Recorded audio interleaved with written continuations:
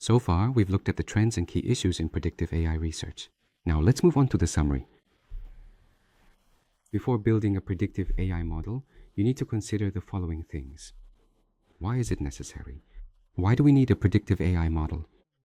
Usually, when you need a quick review for design modifications, analysis takes time and requires experts, so you might want to use AI for a faster review. Also, in the design concept stage, when you need to evaluate a large number of concepts, sometimes hundreds, you need to assess them quickly, but you can't simulate everything. And also, when analysis takes a long time, like CFD analysis, it can require a lot of time and money. And in cases where repeated analyses are needed, even if each analysis doesn't take much time, there are situations where you have to run them over and over again for similar but slightly different designs. And finally, when it's not possible to create a meta model for optimal design using conventional methods, traditional approaches like kriging or classical machine learning techniques can't handle cases where the input and output dimensions are large. However, in the case of deep learning, it's okay if the input and output dimensions are large, so you can input geometry information and predict field values. And when there is significant nonlinearity, deep learning learns well. But accuracy and speed are always in a trade-off relationship. So, for example, let's say AI has learned the analysis data. In that case, it can't be more accurate than the analysis, right?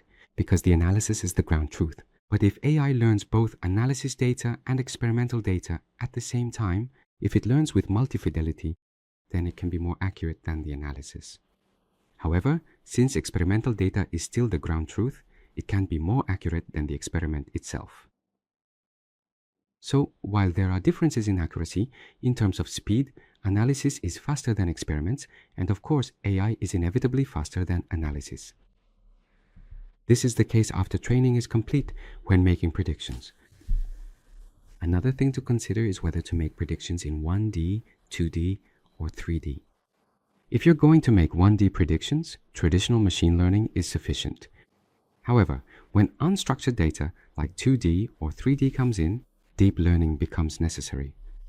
Also, as I mentioned, depending on whether you input parameters in parameterization or input geometry information, you need to choose the optimal representation method.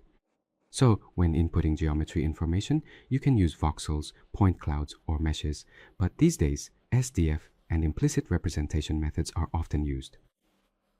And there's also a difference depending on whether you're predicting a scalar or predicting a field. Whether you're dealing with something static or dynamic, and when considering the time domain, I showed you techniques like MGN. And since high-fidelity data is always lacking, you need to make the most of affordable, low-fidelity data. Also, although it wasn't covered in depth in this lecture, there are things called pin and operator learning. Now, learning data in a form more suitable for numerical simulation is called operator learning, and this field is also receiving a lot of attention. I will try to cover this in another lecture in the future. And when applying AI, you should always think about prediction first. Earlier, I mentioned prediction, generation, and optimization. I recommend that once your predictions are accurate, you then proceed step by step with generation models and optimization models. And the process of developing a prediction model can be diagrammed as follows. If you're going to develop a prediction model, the first thing you need to consider is whether you have design data. If you don't, you need to generate design data first, either by creating CAD models yourself or by using generative AI to create synthetic data. If you have design data, then you need to check whether you have analysis data. If you don't, you need to automate the analysis process and collect the data. If you do, you can move on to the next step. After that, you need to check whether you have experimental data. If you don't have experimental data, then you simply train the prediction model using only the analysis data. If you do have experimental data, and if you have enough experimental data, then in fact you can just build the prediction model using only the experimental data. If you don't have enough experimental data, you can use a multi-fidelity approach to train the model using both analysis data and experimental data together.